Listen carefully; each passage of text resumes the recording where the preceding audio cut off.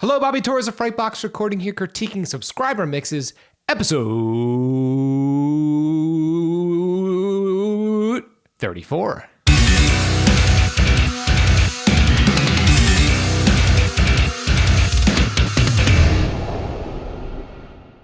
All right, so without any further ado, let's jump into this group of mixes submitted by my loyal email subscribers. And our first mix here comes from Carlos. Let's check it out.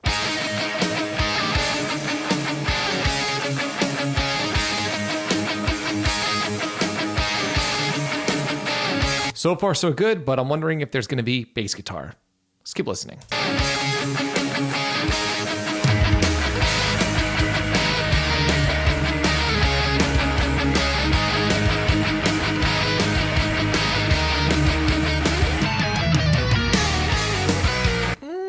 What's going on there?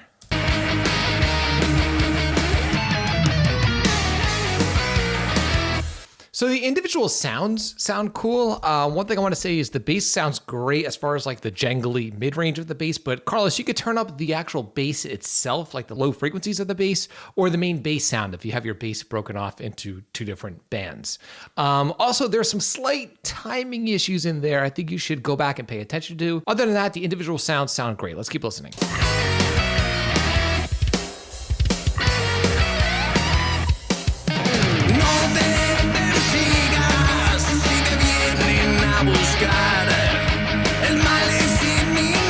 All right, so what we have here are vocals and lead guitar fighting. In my opinion, the best thing to do when you have a lead guitar track that's going alongside the vocal track is to pan it off to the side. You don't have to go crazy hard panning it, but definitely you don't want it up in the middle when you have your vocal going on. I know all of us guitar players are obsessed with guitars, but to the average listener, vocals are the most important thing. And if you distract the listener from the vocals, you're in trouble. And that often ends up sounding amateur to the average listener. Let's listen a little more.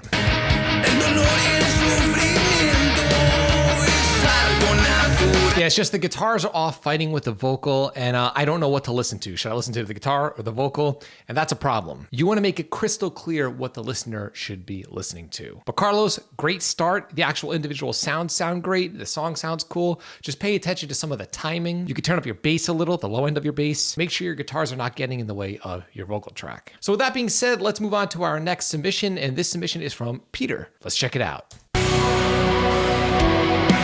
I think that beginning is cut off. Yeah, Peter, the beginning of your track is cut off, so watch your export. Hopefully you didn't upload it like this, because it kind of starts out of nowhere.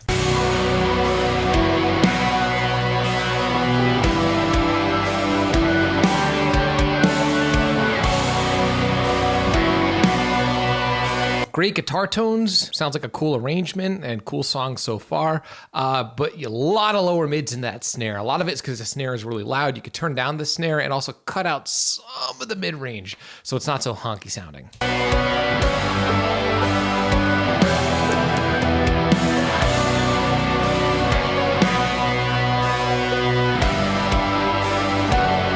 We're gonna get vocals.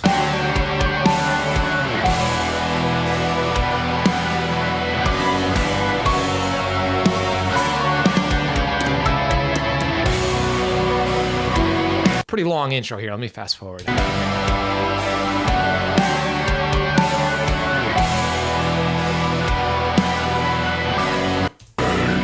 Oh, wait. We got vocals.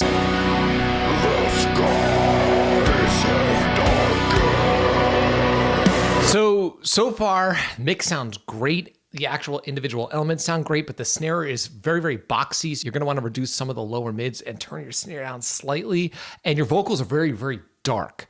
What I have found with a lot of these submissions is that people do not remove enough low end from their vocals. Now, you don't want to overdo it. You don't want your vocals sounding thin, but you do want to make sure that the vocal is not swimming in low end. Vocals do not need a lot of low end. People will ask me, well, I have a lower voice. Should I have more low end in my vocals?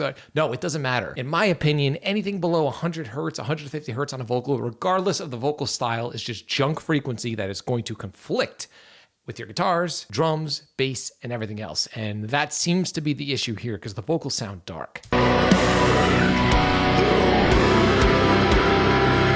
Yeah, there's a whole lot of frequency going on in the mix. So Peter, what I recommend is adjusting your snare drum in the way I just mentioned and brighten up your vocal and also reduce some of those lower mids and low end in your vocal that you don't need.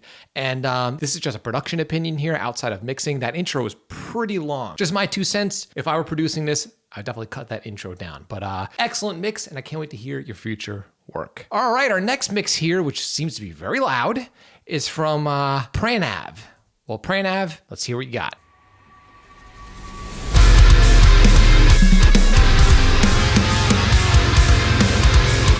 It's heavily clipped, but it sounds awesome. Let's keep listening.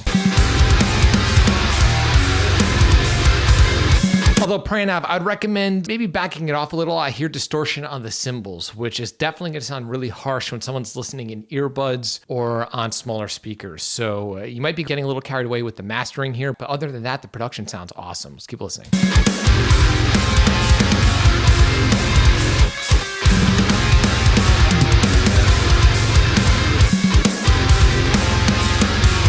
These intros are long.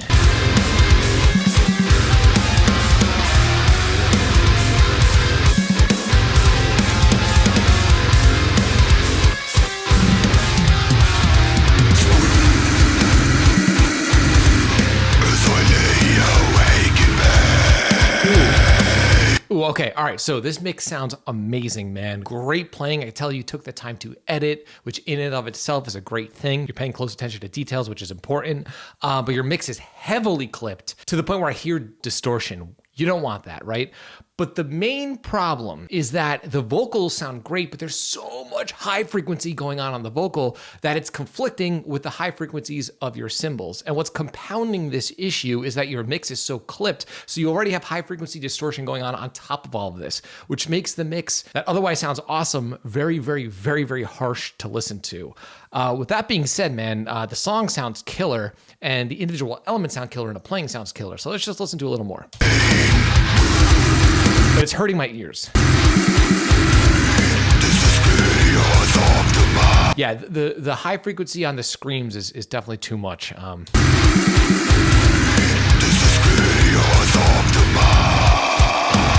I could tell by looking at the waveform that you need to apply more clipping and maybe tape saturation within the mix itself in a more subtle way, but at multiple stages throughout the mix. So you're not doing so much at the very end. A lot of times we try to slap a limiter across our mix and we're looking for loudness, but that's not how you actually get loudness. It's actually from the mix. So Pranav, excellent job. You've got a great ear. I could tell that you're taking your productions very seriously and that you've tracked with intent and you're paying attention to details and editing, which is great. Excellent work. Okay, our next and last mix here comes from Robert. I'm gonna call you Bob. Let's check it out. That's interesting. Okay.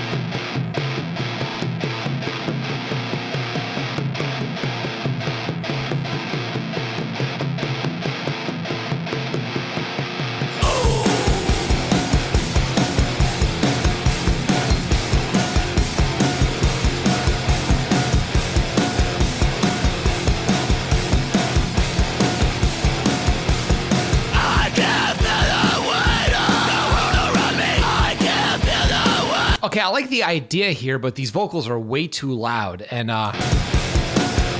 I like the interesting use of instrumentation here, but it sounds like everything is really fighting for the same space. It sounds like those extra percussive elements have a lot of low frequency going on and lower mids. That's gonna conflict when the drums kick in. So what you could do is actually break your percussion off into 2 different tracks or submixes and have the one submix that's full range exist before the drums kick in, and then use a more filtered version for when the drums kick in, when the song kicks in. The other thing you could do is reduce the volume of the extra percussive elements when the drums kick in, but if you still want to hear them, you're gonna have to filter a little more heavily and also turn those vocals down. Let's see where this song goes. It's very short. It's 1 minute and 30 seconds, but I'm just curious. Nobody else can see it. Filling me whole, a desperate way to cling and filling Again, we have an issue with dark sounding vocals, not enough filtering going on with your vocals, like I mentioned with Peter's mix. So apply those same principles that I mentioned with the second mix that we went over today. Let's keep listening. Nobody else can see it. Your snare is very buried, which can be cool, but I'd recommend maybe boosting a little more top end on that snare drum. Make me whole, nobody else can see it. Fill me whole. Fill me whole.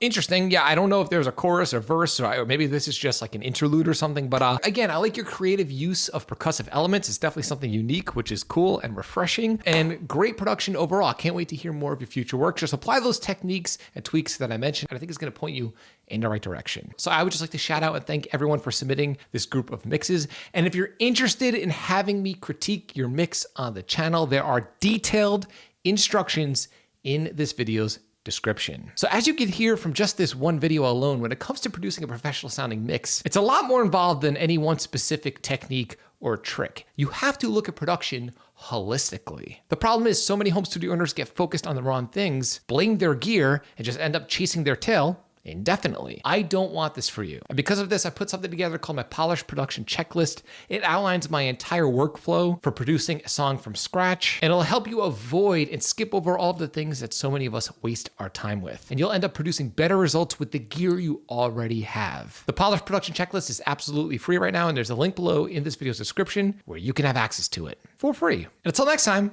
drink that Spindrift.